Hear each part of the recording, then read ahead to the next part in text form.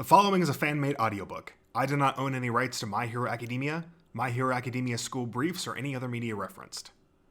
This video series will in no way be monetized for personal gain. Please support the official release. My Hero Academia School Briefs Volume 3 Bonus UA Quest. Long, long ago, the Demon Lord conquered the world. Stripped of the will to fight back, the good people were oppressed and exploited by the wicked ruler. And long did they suffer under evil's reign. As it happened, a group of brave men and women found the courage to stand up against the darkness and despair. Heroes, they were called, and greatest among them, All Might, smashed the Demon Lord back from whence he came, restoring peace to all the land. These heroes were revered by all, and one boy from the countryside named Izuku held in his heart an admiration for All Might that bordered nearly on madness. "Mother, I'm off to become All Might's apprentice," said the boy one day. "Oh, be careful out there in the world," said his mother. Though the mother was taken aback by her son's sudden, gleeful departure, she nonetheless saw him off, with a smile and a wave. The boy's fascination had been apparent from an early age, so she knew there was nothing she could do when one of these moods gripped him. The day before, Izuku had discovered a doll resembling All Might while walking through the woods, and that night, the great hero came to the boy in a dream and proclaimed, "Lad, you can become a hero. A fantasy hero, that is." The excitable Izuku had interpreted the dream as no less than prophecy, and so he now set off to meet his idol. In high spirits, Izuku skipped down the road toward the town where he hoped to find All Might. But the boy soon lost his way. This was, after all, his first journey away from his own village. Fortunately, the lost, troubled boy was soon spotted by a positively Uraraka-looking girl named Ochako, and a boy clad in full armor named Tenya. When Izuku informed the pair of his quest for All Might, their faces darkened. "They say that All Might has gone missing," said Tenya. "What? How could that be?" said Izuku. Rumor spoke of scores of heroes vanishing within the realm of somewhere, including All Might himself. Tenya, who came from a long line of proud knights, had set up to solve the mystery, and Ochako had accompanied him as a mercenary mage employed by his family. Given the nature of their quest, Izuku decided to join them. However, the road to somewhere was long indeed, and the trio soon ran low on provisions. "How odd. I was positive I packed enough food for this trip," said Tenya. Sorry," said Izuku. "We probably ran out because you're sharing with me now."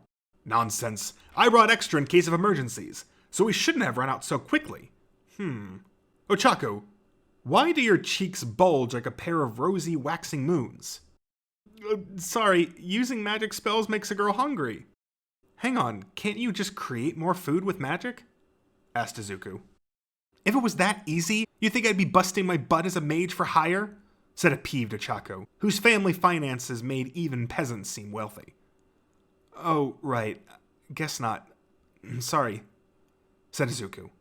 The trio trudged warily on their empty bellies until they came across a tree bearing magnificent fruit. Grateful for nature's bounty, they plucked the fruit and began to eat. "Oh, how absolutely scrumptious!" declared Tenya. "It's all soft like mochi, with hints of kanako and brown sugar," said Izuku. "This would be so great with a nice cup of dirt tea.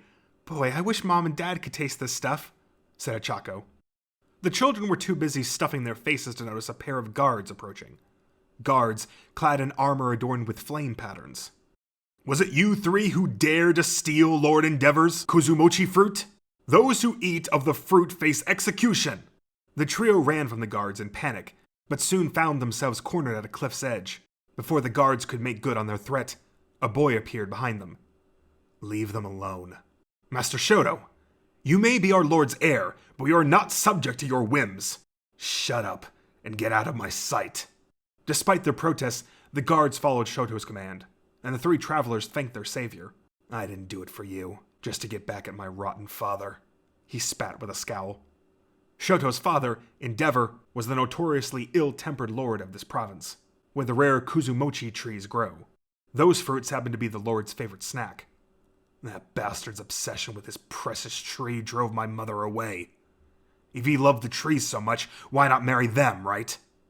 As his heir, I'm supposed to keep the trees growing, but I'll be damned if I follow his plans for me. Shoto might as well have been speaking of long-planned revenge for a loved one. Such was the spite and enmity that pervaded his rant. Izuku and his companions took pity on the boy. We're off to search for All Might and the vanished heroes. Want to come along? Sure, answered Shoto in haste, eager for any excuse to remove himself from his father's shadow. With that, the 3 travelers bound for somewhere became 4. However, they quickly lost their way and found themselves surrounded by crags in the foothills of a volcano on the verge of erupting. "Ochako!" cried Ida. "Can your magic aid us?"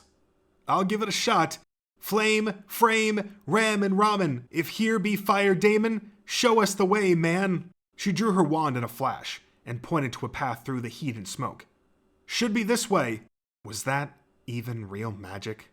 Asked Shoto doubtedly. The travelers, nonetheless, followed Ochako and her wand until a plume of flame burst upon the path before them.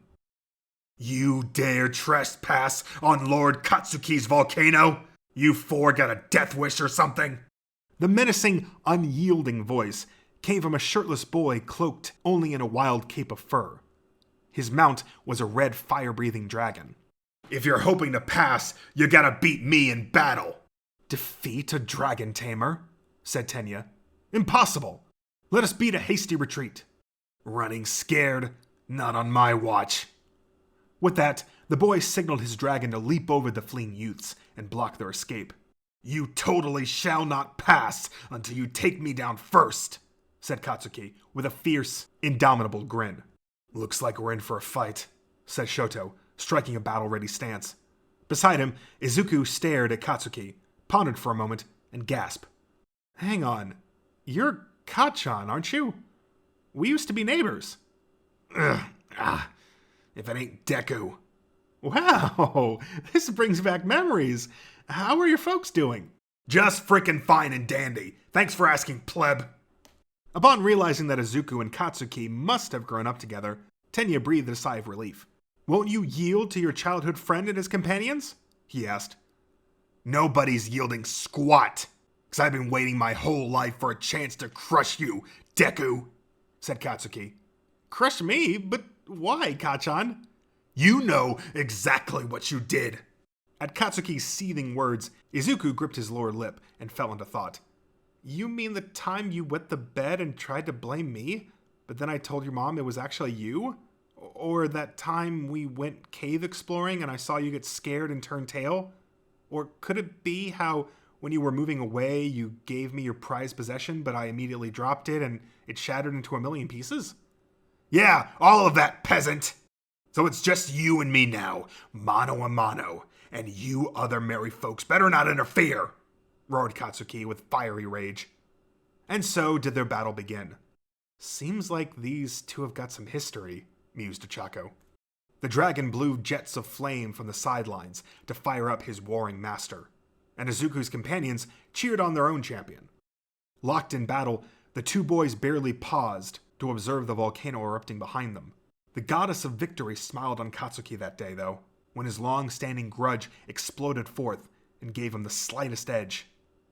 "Ha! This is my win," he declared, standing proudly over a vexed Izuku. He turned to the other 3 and shouted, "Rules say you're all my servants now." "Huh?" said Ochako. "What rules? You never mentioned any rules." "What the winner says goes, you round-faced mage." "You are the clear victor, yes," said Tenya. "But we must venture on the realm of somewhere to search for All Might and the vanished heroes." "Oh yeah? Tell me more." After a brief explanation of the quest from Tenya, Katsuki's face turned pensive. "I'm coming along," he said. "Anyone who can take down a bunch of heroes has got to be freaking strong. So I'll fight them, and I'll win."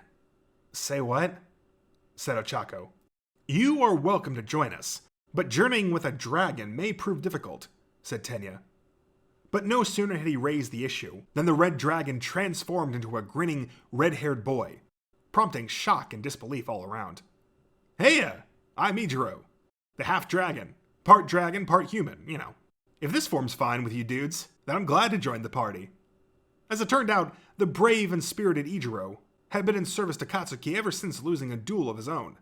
With that, 4 travelers became 6, on the road to somewhere. The Fellowship faced down all manner of beasts and demons, and after several death-defying days and nights, over hill and dale, they at last arrived in the realm of somewhere. Instead of a bustling border town, however, they found only dusty streets, nearly devoid of residents. "Where are the enemies?" shouted Katsuki. "Show yourselves!" We better get some information before anything else, suggested Izuku. In hopes of finding townsfolk to question, they made for the only tavern showing signs of life, the Dancing Tadpole. A charming girl with a frog-like face greeted the 6 weird travelers.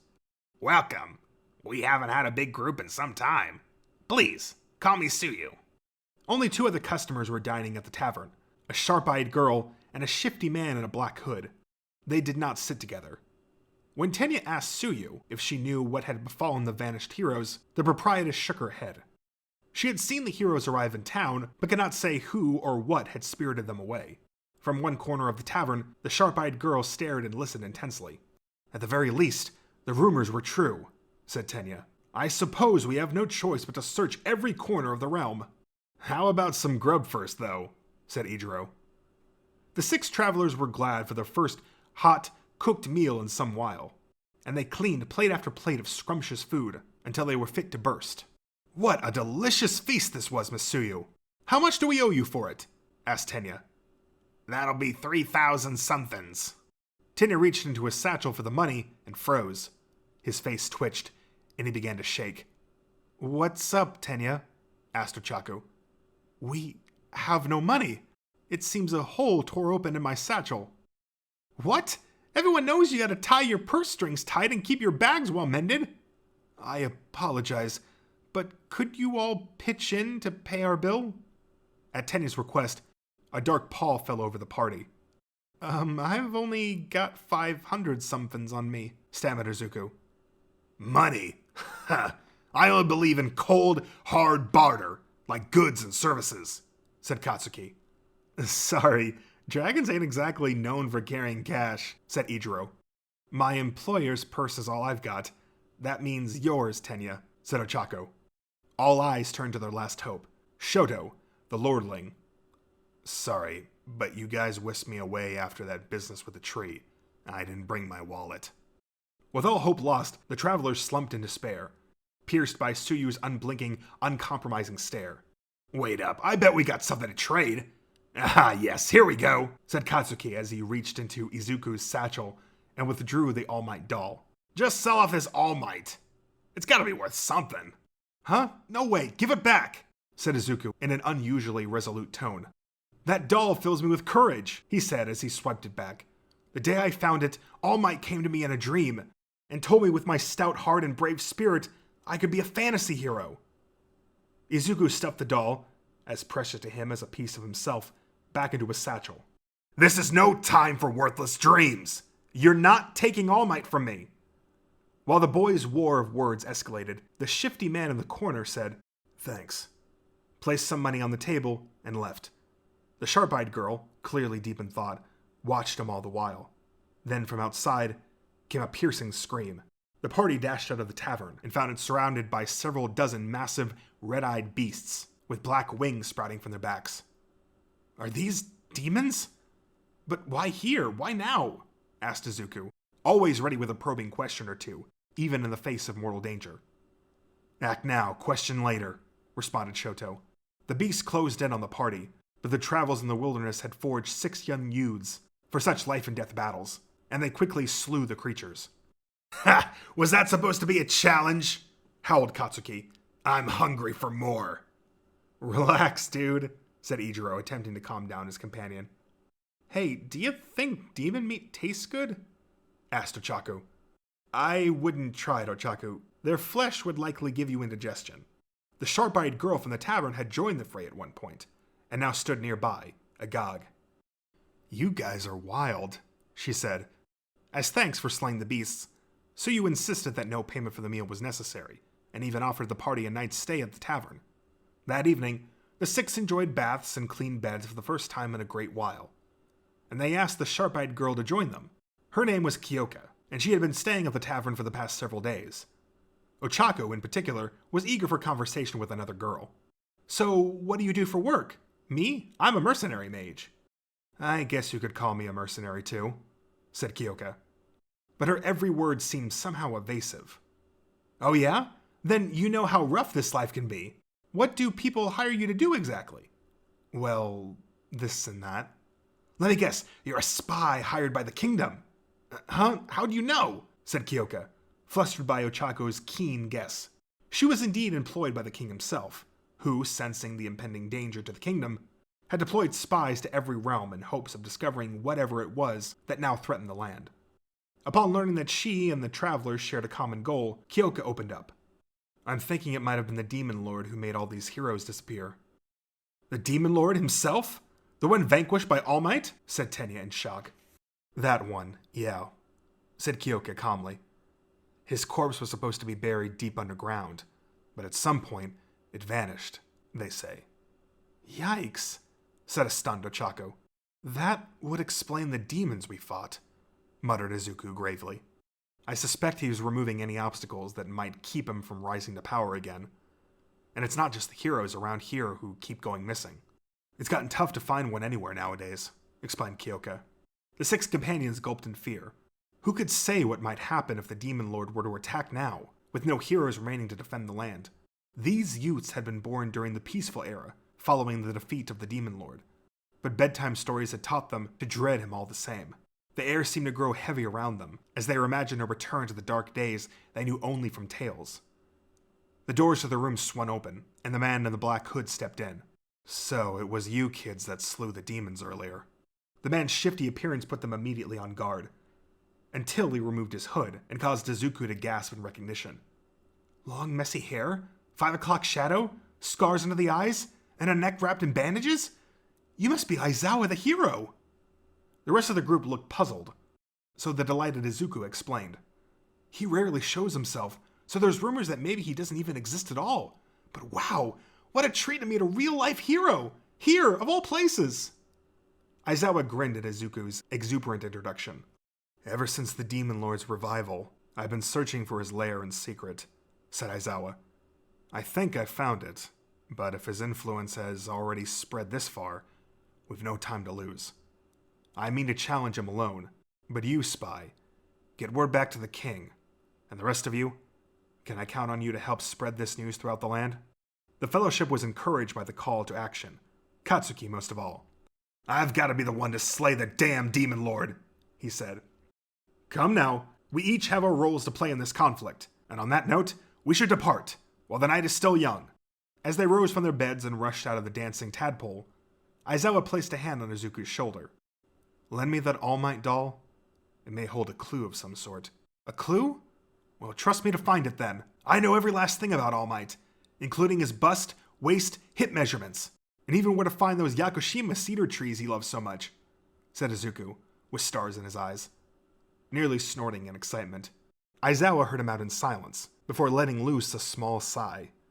"Fine, but you're coming with me then." As the man and boy marched into the forest together, Kyoka watched from a distance, with doubt in her eyes. "So once you fought alongside All Might? What's he like in real life? I heard he's drawn differently than the rest of us even." A brief anecdotal war story from Aizawa had piqued Izuku's excitement once again. But the man now looked down at the boy with apathetic eyes. "Oh, right. Sorry," said Izuku. He then hurriedly took the All Might doll from his satchel and inspected it by the light of the moon. "So, this doll, I don't really notice anything weird about it." "No, you wouldn't," said Aizawa with a dry chuckle that sent a chill up Izuku's spine. He glanced up at the man, but nothing seemed amiss. "Give it here." "Oh, sure." But just as Izuku extended the hand holding the doll, a mighty voice echoed in his head. "You mustn't hand me over to him, lad!" "What was that?" "I said, give it here. Quickly. Now." But... Caught between the voice in his head and his companion's outstretched hand, Izuku froze. Aizawa's listless eyes suddenly narrowed to icy slits. "You shouldn't trifle with your betters, boy. Despite my appearance, I'm no proponent of irrational killing, so you still have a chance to walk away with your life. Now, hand it over. The red flash in Aizawa's eyes was enough to force Izuku's legs to move.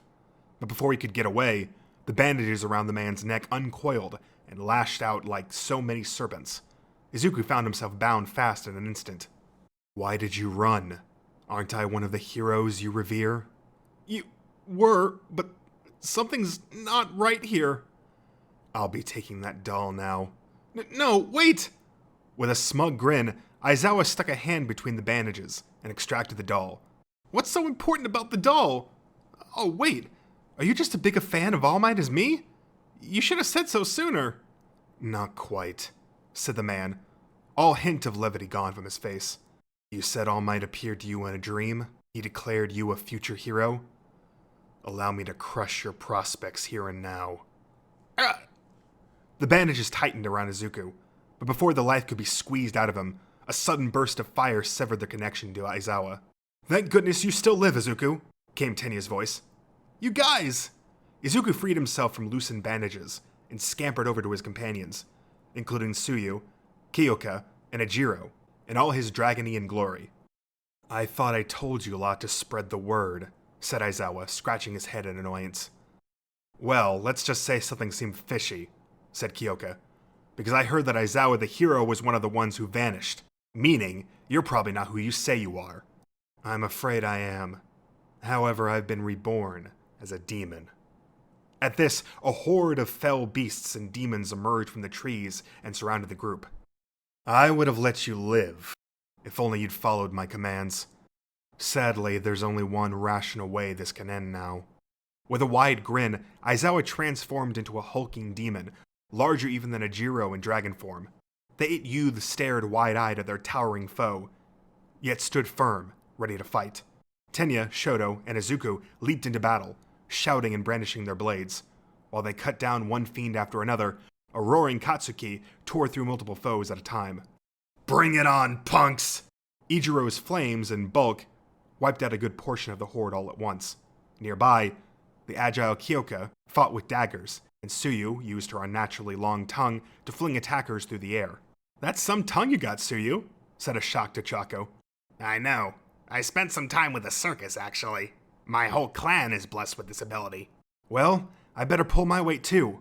With a full belly powering her spells, Ochako's powerful magic blasts ripped through the ranks of the enemy. Within moments, the companions had defeated every last demon, save for Aizawa himself. It seems I underestimated you children. With the power you hold, why not join our side? No thank you, said Izuku. No way in hell, echoed Katsuki. Aizawa snorted at their blunt rejection, and beckoned with one long claw, a clear provocation. No, I didn't think so. Have at me then. Go on. Rah! They rushed the demon, but their blades and spells couldn't pierce his hide. He retaliated with a series of swift attacks that belayed his size. Though the youths refused to back down, victory soon seemed fleeting. What's the matter? Finished already? Said Aizawa, sounding almost bored. Izuku and his companions fell to their knees, drained even of energy to respond. It's time to end this then, murmured their foe, his voice lacking all emotion. He lifted a massive leg, but before crushing Izuku underfoot, he stopped and spoke again. Allow me to impart some knowledge as a parting gift, because I'd hate for you to die thinking I'm a mere All Might fan. That doll you hold is none other than All Might himself, cursed into that pathetic form by the Demon Lord. A thieving bird carried the doll off, though, which is why I've been searching high and low for it. At this, a voice echoed in the back of Izuku's mind. All Might's voice. Lad, like mine, yours is a pure heart that would seek peace for one and all. Now become one with my power. Yes, All Might, said Izuku, and he felt All Might's boundless energy flow into his body. Say goodbye. Huh? Just as Aizawa brought his foot down, Izuku dodged out of the way. His companions gasped at the shimmering aura that now cloaked Izuku and his blade. An aura in the shape of the indefatigable All Might. I'm not finished yet, because we've got a whole world to protect. How is this possible? Ha! With All Might's prodigious power filling his muscles, Izuku brought down his blade upon the demon. Struck down with a mighty blow, Aizawa's demonic body began to shrink.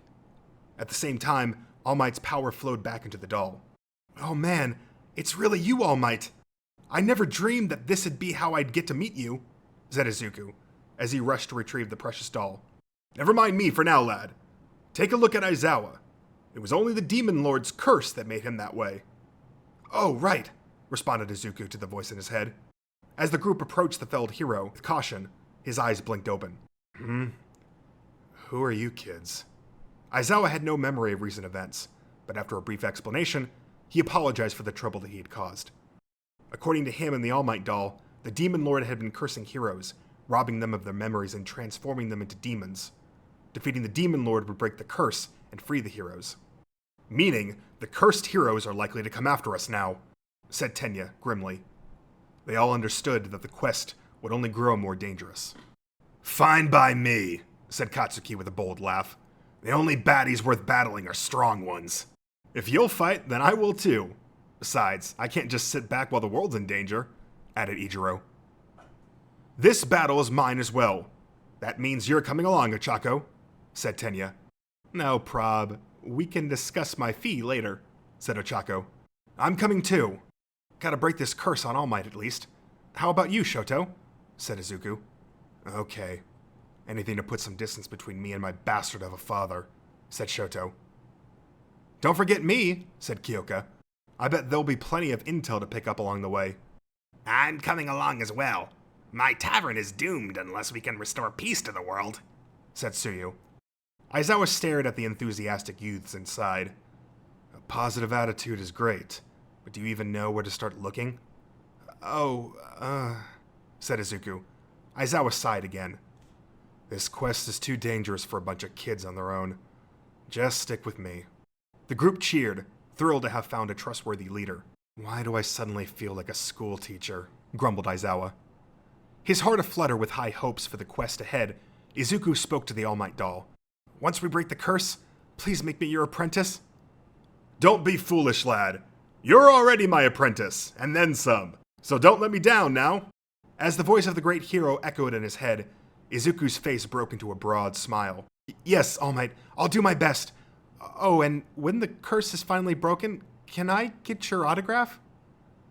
Thus did the fellowship of 10 brave souls venture forth, with all hope set on the Demon Lord's defeat. But that, perhaps, is a tale for another time.